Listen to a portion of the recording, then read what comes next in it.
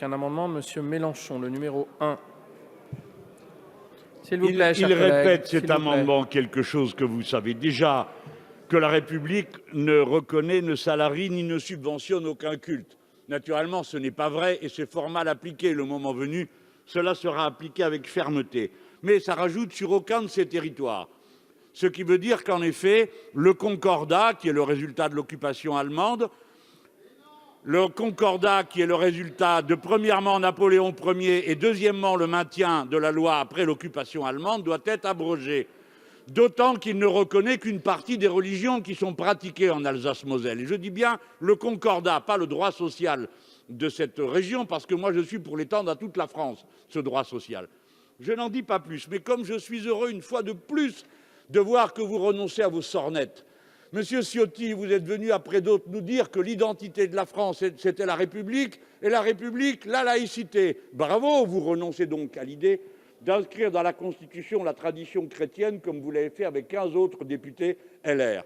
Le Parti chrétien-démocrate, qui est votre allié, qui prétend que la France est la fille aînée de l'Église, vous y renoncez également. C'est un grand bonheur pour moi que cette journée. Mais je vous le redis, vous avez tort, monsieur Ciotti.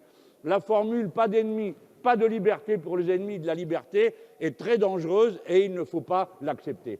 Quant à vous autres de l'extrême droite, c'est une joie de voir que vous avez mis à distance M. Zemmour et Mme Marion Maréchal Le Pen, qui, elle, dit que le problème, ce n'est pas la laïcité, ce n'est même pas la République, c'est la France. Parce qu'elle, elle distingue la France de la République et de la laïcité, ce qui, naturellement, consiste à pousser le bouchon beaucoup plus loin que la définition que nous avons tous ici en commun de la patrie, qui est la communauté, seule communauté légale.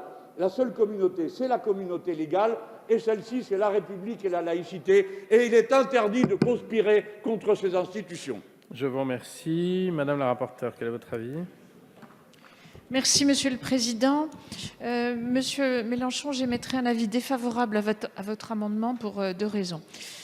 Ce que vous considérez comme un paradoxe, c'est-à-dire affirmer le principe de laïcité et en même temps reconnaître le régime concordataire, je pense que c'est au contraire ce qui fonde notre République, qui n'est pas faite d'un bloc, d'une seule facture, mais qui est aussi le fruit d'une histoire riche, douloureuse parfois. Et donc nous pouvons considérer qu'il y a des différences de régime qui peuvent exister dans certaines parties de notre territoire. Je rappelle que le régime concordataire est antérieur à la loi de 1905 et le Conseil constitutionnel, dans sa décision du 21 février 2013, n'est pas revenu, n'a pas envisagé de revenir sur cette exception, position à laquelle je me rallie. Bien, nous avons deux prises de parole. Monsieur Rail. Monsieur Mélenchon, la laïcité à l'alsacienne, ça fonctionne très bien. Lorsque nous avons, par exemple, une inauguration d'un bâtiment public, il est fréquent qu'un responsable religieux participe à cet événement, comme il est fréquent que des politiques, un député ou un sénateur, prennent la parole à l'intérieur d'une église lors de cérémonies religieuses. Donc voilà comment nous fonctionnons, c'est pour ça que nous sommes totalement opposés à cela. Monsieur Mélenchon, puis... Nous sommes en désaccord profond. Moi, je reconnais votre cohérence, admettez la mienne. Je suis pour que la loi laïque de 1905 s'applique sur tout le territoire national. Je ne dis pas qu'il n'y ait pas eu des discussions avant, je donne mon point de vue à cette heure. Et j'ajoute ceci. Vous êtes prêts certainement à reconnaître dans votre concordat les mêmes droits pour toutes les religions? Non, ce n'est pas le cas.